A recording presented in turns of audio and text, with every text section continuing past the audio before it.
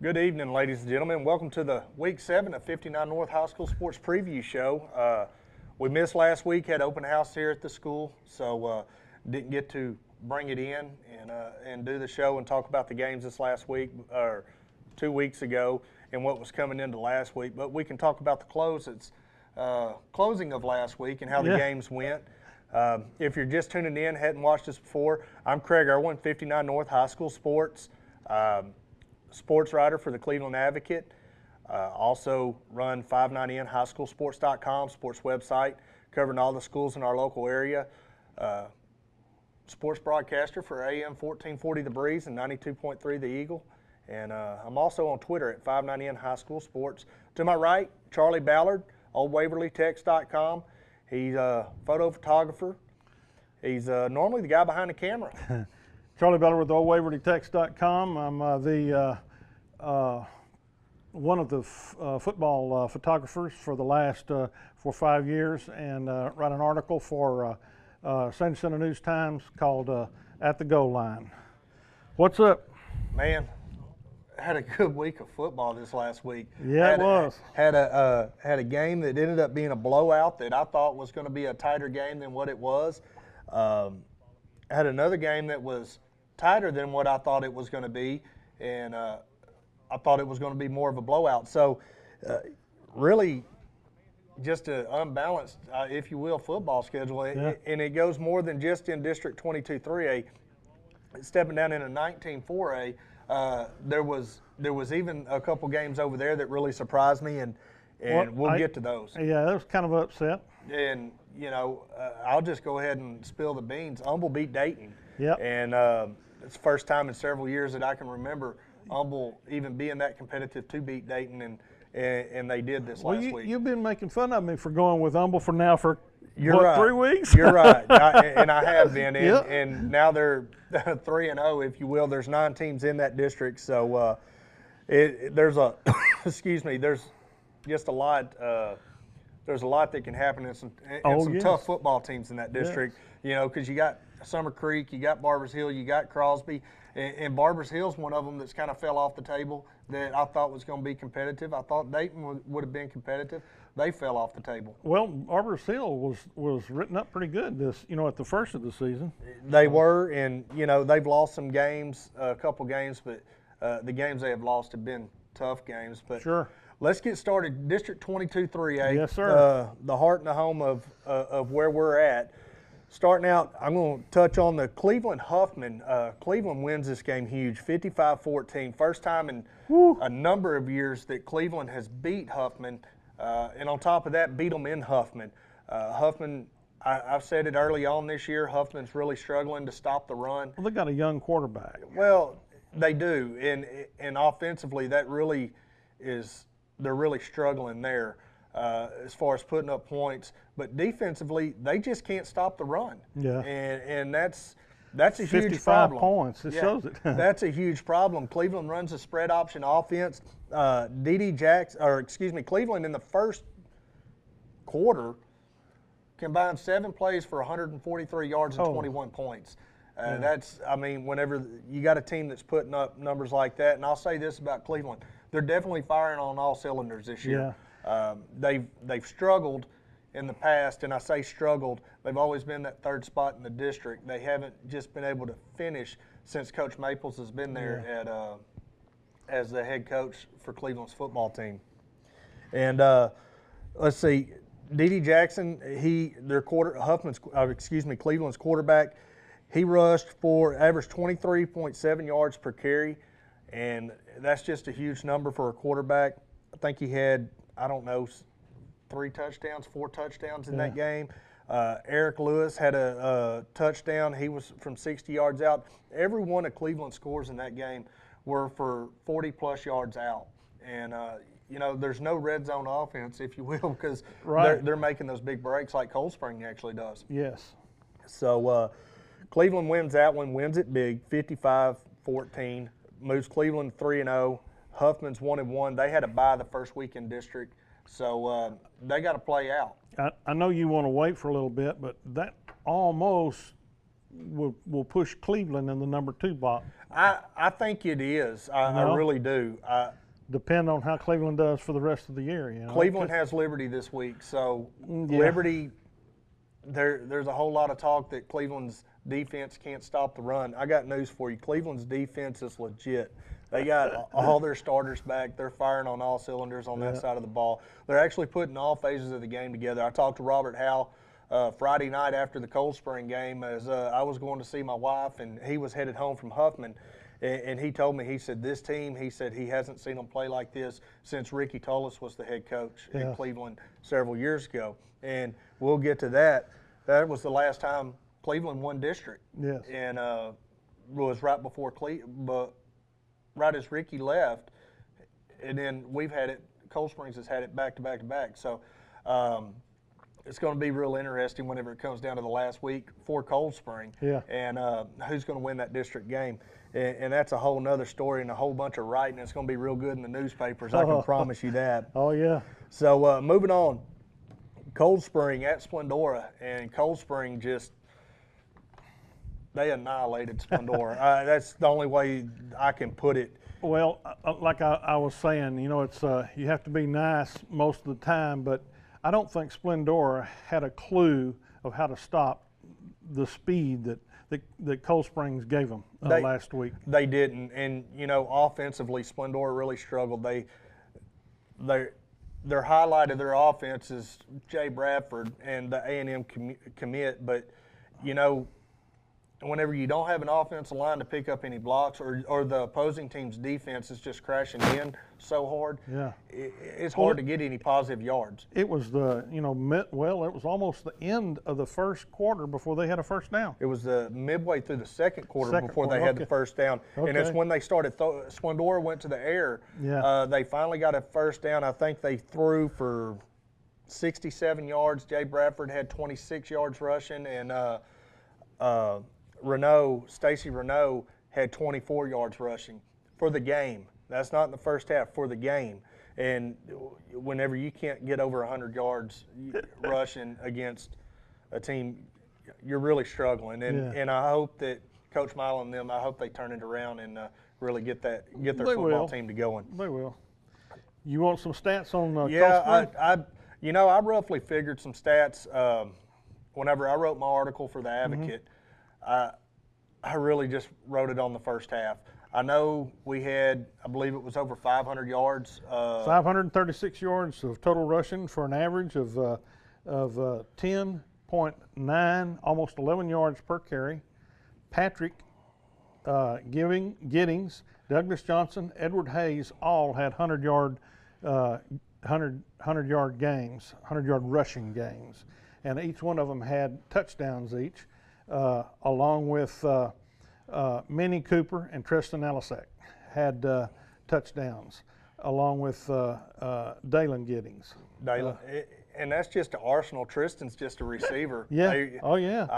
He got a touch. Hadn't got an abundance of touches this year, but I mean, he broke loose. And I tell you, if it wasn't for Rod Donalds downfield, and if you haven't seen any of the photos, go to oldwaverlytext.com and go look at the pictures, because Charlie took some awesome pictures. I was looking at them today, and there's a couple good shots of Rye downfield picking up a block or two to help Tristan get in there for pay dirt. So it was a very lopsided game. It's hard to get real high on it. I will say this: it's the first game since district has started that Cold Spring has put 4 quarters together. Yes, absolutely. And that was well needed for the Trojans. They've had a rough couple weeks in practice.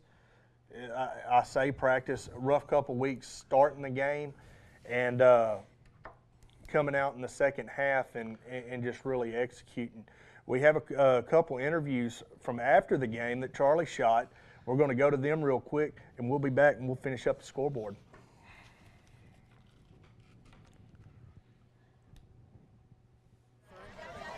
This is Charlie Ballard with oldwaverlytext.com. We're here at Wildcat Stadium in Splendora, Texas, where the Cold Spring Trojans just took care of the Wildcats.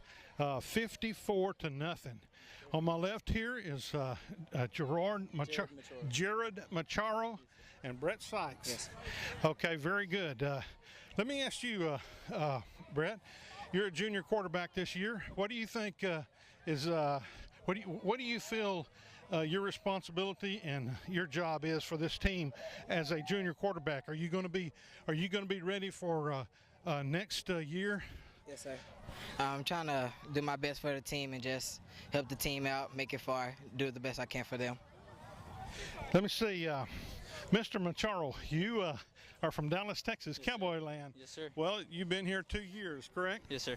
Do you feel like you are a dyed-in-the-wool Trojan, or do you, I mean, I understand that once you have Trojan pride, it never dies. Is that correct? Yes, sir. Ever since I moved here, I felt like a big part of the team. The teammates are just helpful, and we're just trying to work towards our one goal.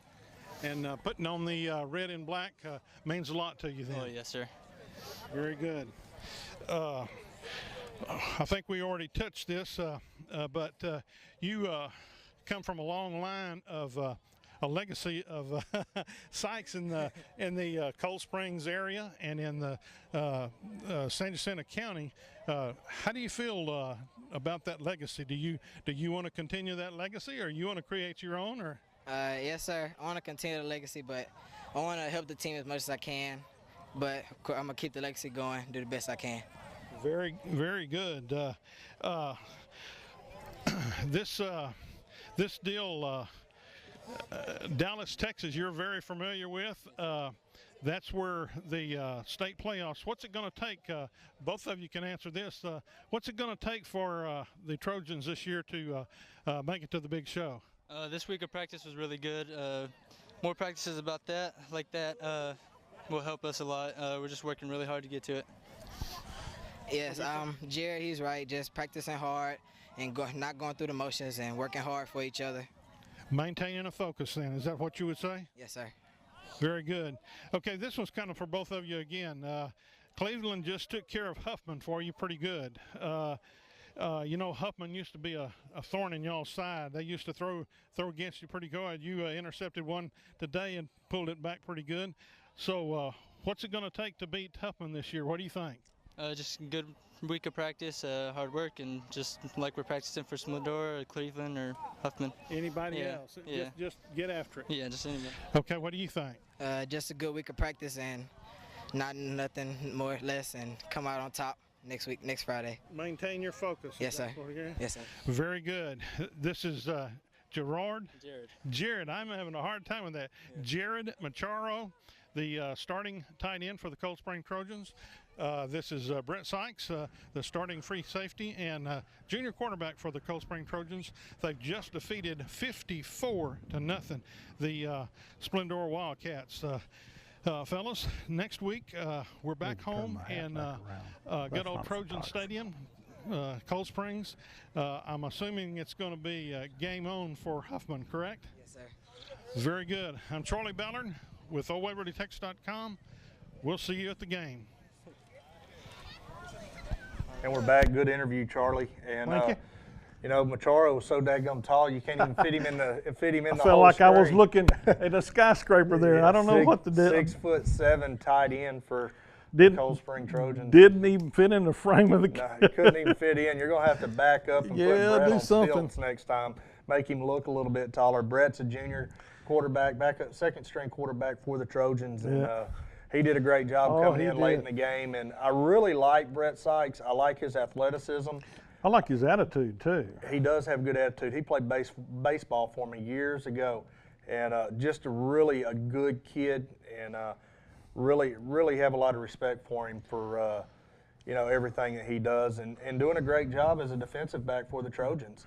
Tell me about Shepherd and Tarkington. Man, that was a good one. That was a good one. Shepherd went over to Tarkington, played out there on the prairie, kicking over some crawdad hills.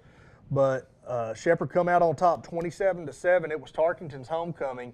But I will say this, Tarkington girls volleyball beat Shepherd's girl volleyball that night in 3 straight sets. Yeah. And I didn't bring the scores from that, but Roy C. for Shepherd had a pair of touchdowns.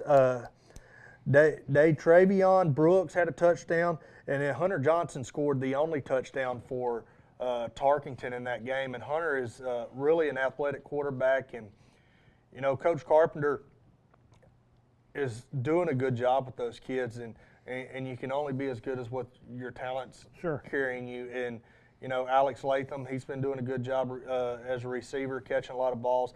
But I think the secret to him is they brought C.J. Emmerich up from the JV squad. A couple weeks ago, he started a quarterback against Cleveland, then they moved into a receiver against us the next week. And, you know, it's really a tough schedule for them, having to face two tough opponents early in the season. But they did, and, you know, obviously we know that it was a battle between them and Cold Spring in the first half, and really it was anybody's game going into, you know, going midway through the third quarter. To where the Shepherd game that Cold Spring had, it was all the way into the fourth quarter. It was anybody's game. So absolutely, a lot of people thinking Tarkington could be a force to be reckoned with in the next couple years. They're a very young team, and I'll say that about them. District alignment's coming up in February, so that's going to possibly change some. I think there's a good opportunity Splendora can move up 4A. And even Huffman, for that matter, could move up 4A because those are both the biggest schools in the district. So that's kind of a option that we can look at. A few other scores around the area from Friday night. Little Cypress Mauriceville went to Nederland. Nederland wins that game 27-14. Orangefield and Hardin Jefferson. Now this was a shootout between these two. Hardin Jefferson wins 35-30. And if you'll remember correctly, Orangefield beat Jasper earlier this season. Yes, sir. So that was kind of a shocker. New Caney and C.E. King, that was another shootout. New Caney's homecoming, but C.E. King wins that one 24-20.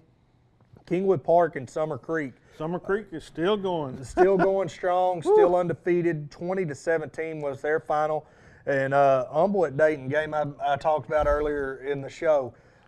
Humble wins 26-10, just pretty much shut Dayton down. Yeah. And they were in Dayton for that one. So kind of a shocker for me. I know Dayton has fell off the table a little bit, but I still thought they were a better football team than what they played. And they may have just had a bad game, but I'll give it because you've been picking Humble each week. And yeah. We're going to give that one to you. Humble wins that game 26-10. Warren was at Kuntz. Yep. Kuntz wins that one big 52-0. Excuse me. Porter at Barbers Hill. Barbers Hill wins hands down 41-0. Livingston, this was a Saturday game. Livingston was at Beaumont Ozen. And I talked to Ken Luck, who had the game on 92.3, the Eagle. Mm-hmm. That was a football game at the half. Livingston was down by a touchdown. Their special teams was struggling. They was couldn't get punts off. Had a punt blocked and run it back for a touchdown, but Beaumont Ozen ends up winning that game 40-28. And Corrigan beats Deweyville big, and this was a tight game at the half. They were actually tied at the half, 62-34. Tim, my guy who keeps my scoreboard up to date, he kept watching that game for me. We also had that game on 92.3 the Eagle, and he kept watching it, and it was a tight game going into the half, and Corrigan just it's kind of like, if you will, Cold Springs offense. Yeah. Once you wear on somebody so much, you just move through them. Mm-hmm. And then Montgomery and Brenham. Brenham wins their homecoming 27-10. Fairfield beat Rusk. I got to have a couple blowouts in here. 61-0. That was a huge blowout there, and then Carthage rebounded back and beat Huntington 55-0. Yep. So there's a rundown of the scoreboard that you can find there on my website at 599highschoolsports.com. A lot of scores on his. We cover a lot. We try to get as much information out there for you because it's hard to find scores, and they're up to date. We have them pretty quick. I was going to say, Tim shoots them over there just as quick as they come in. He does an excellent job. I can't thank him enough. He's really saved my butt this year, if you will. Let's go into week 7. Some good games coming up, district deciding games, if you will. Not necessarily to win district, but in the placement of district. You got Liberty going to Cleveland, and Liberty lost to Huffman 21-14. Cleveland just stomped a mud hole in Huffman this last week. I think Cleveland's going to win this one hands down. I do not think that Liberty's going to be able to stop the running game that Cleveland can produce. Cleveland produces. Yeah. Because only stat you're hearing right now is on D.D. Jackson for Cleveland. But they have Eric Lewis that he went for 340 against Sealy. And that was his first game back and just had a monster game. But they've limited his touches per game. And I truly think that Coach Maples is saving those touches for whenever he comes to Cold Spring here at Week 10 to face the Trojans. Getting tight games. And I really think that the game film's going to show one thing, and they're going to try to come out and show with something else. I'm a firm believer in that. Don't forget where you can watch it. You can listen to that game on 105.3 Cleveland station there, or on 99.9 Shine On 9. They'll both have that game for you. And then let's move into the Huffman and Cold Spring game. I have a feeling it's going to be a lot like the Huffman-Cleveland game, just a replay. I don't know if Huffman just had a bad game. They've been struggling stopping the run. We're not one back, we're not two backs deep like some of these other schools are. We're 5 running backs deep. And when you're 5 backs deep and mix it up the way Barbay does with formations and everything else, you know, it's going to be hard to stop. Last year, total offense, Cold Spring had 498 yards against Huffman. Douglas Johnson had 1 catch for 12 yards, had 3 carries for 28 yards. Patrick Gideon had 7 carries for 54 yards, and Alec Dunham, we're going to miss him this year, had 6 carries for 163 yards. Excuse me. And PJ and Douglas are all over 100 yards now. So. Yeah, they're averaging 100 yards a game apiece, and you know Douglas has really stepped up and got back into the running back role for the Trojans since Alec went down against Lamar, and has been very proven back at the running back position. Yeah. So Cold Spring starting to throw the ball more. That's going to be I think another key in that game is the passing game, spreading out the offense a little bit. Caleb is getting a little bit better each week in the quarterback position. He had a pick last week, and everybody puts the interception on the quarterback. I put this one on the receiver. Tristan went up to get the ball, went through his fingertips, and Splendora got the interception. And I put that all on Tristan because I'm a firm believer. Ball touches your hands, you better catch it. You know, there's guys getting paid millions of dollars that drop them, I know, but still, if you're going to be a receiver and that's the role you want, you got to catch the football. So anyway, Caleb had 1 pick last week against Splendora, and I think that it was a lesson learned for Tristan. Receiver. Yeah, and if he gets that opportunity again, I don't think he'll let that go by. But Tristan also had 2 fumbles in that game. So it's going to be a game to watch. I think it's going to be good, and I really think district championship's going to wind down to the Cold Spring Cleveland game, and then going to roll into the Cleveland Shepherd game at Week 11 in high school football. Then we got Splendora going to Shepherd, and Shepherd, they've been playing good football. Won last week against Tarkington.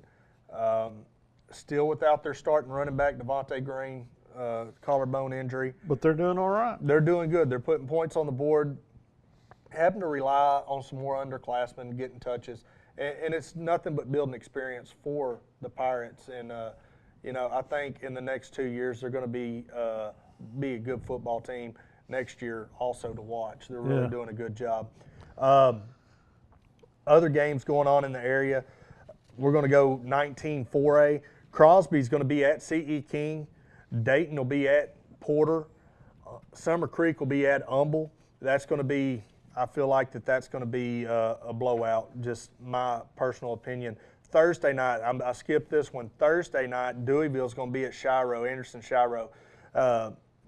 Deweyville's 0-1, losing to Corrigan last week, and Shiro's 1-0 in district. Crosby's 3-1, C.E. King's 2-3, Dayton's 2-3, Porter is 0-4. Summer Creek is 4-0 to Humbol's 2-2. So that's going to be, I think, some of those games are going to be toss-ups in my book. 24A, you run down 24A real quick. I want to bring up my old hometown, Deer Park versus LaPorte. That's Deer Park's at Bulldog Stadium, LaPorte. Deer Park's 1-2 in district, where LaPorte's 2-0. So that's going to be a good football game. Yeah. And you can find a lot of those games if you hunt online. If you don't want to listen to Cold Spring beat Huffman, you can find a lot of those games online. Beaumont Central at Vidor. Then we have Beaumont Ozone at Little Cypress, LCM.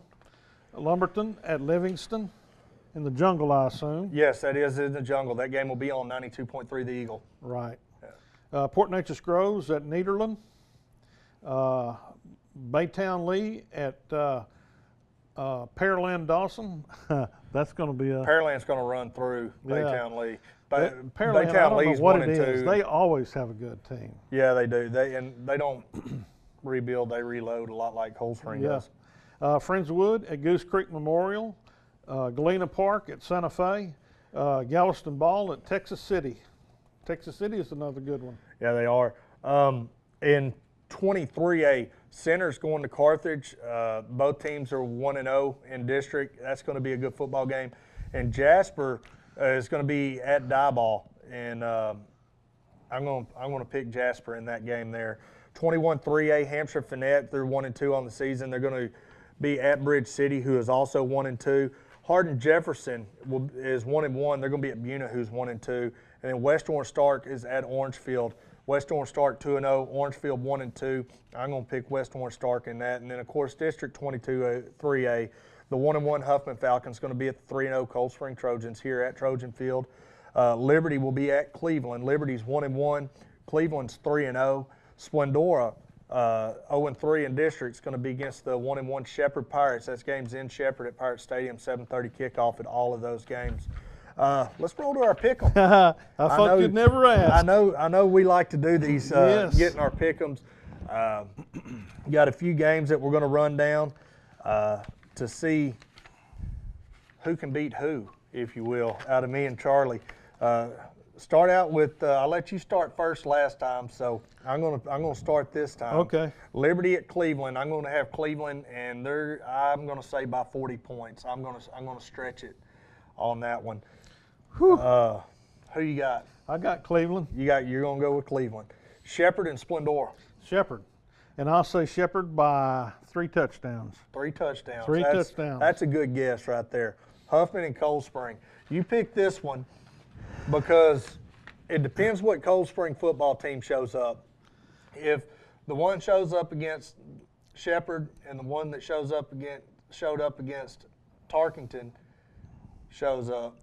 Well, let me tell you, I'm going to go with Cold Springs, but I had a little chat with one of the captains at the halftime, and he was very adamant about talking to the team as a whole and putting all this half game out of sight and coming out 100%.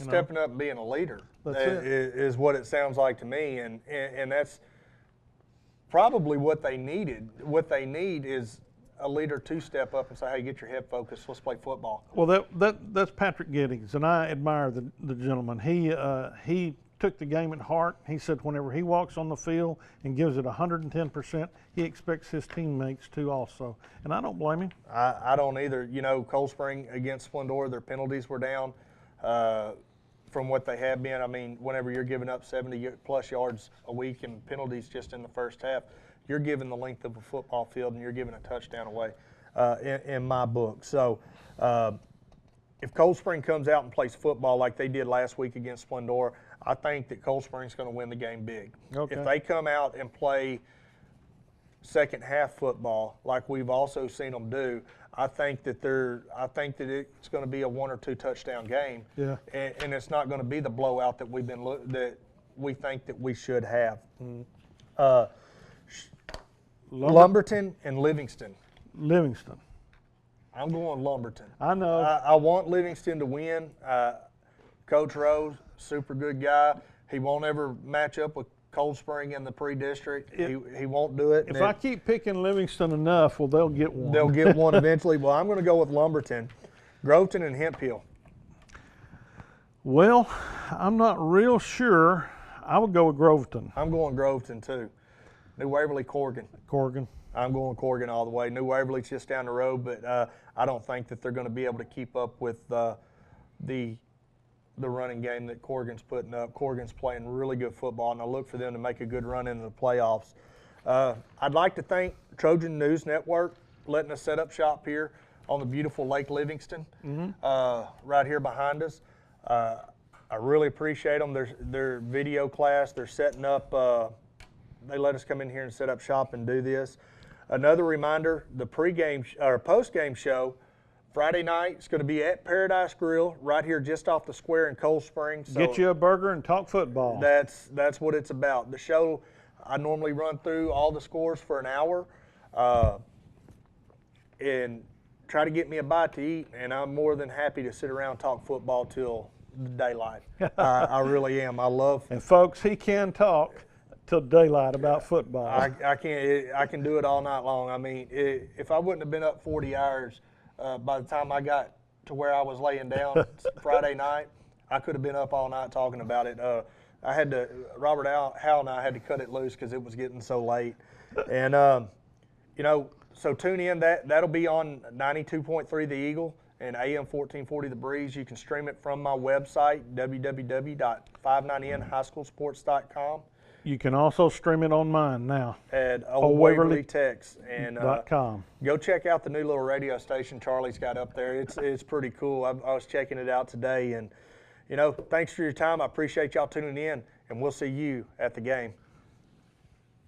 Do you want to roll that video? Yeah.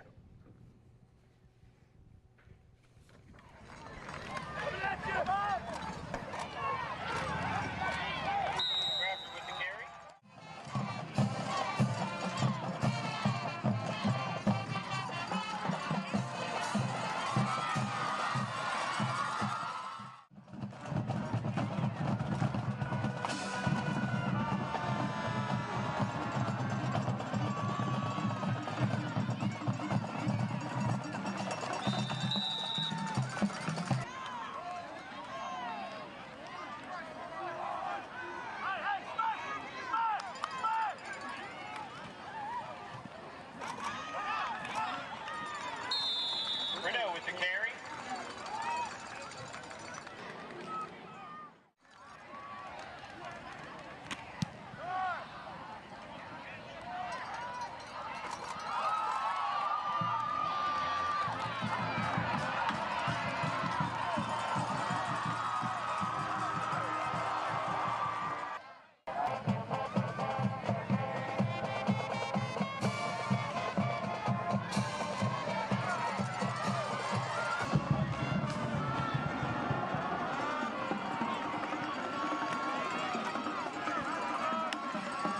Kennard on the return.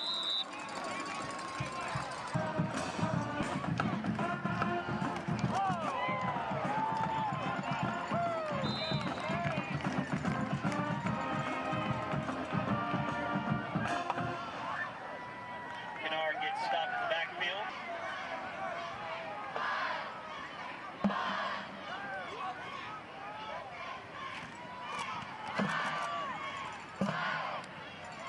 Renault with the carry.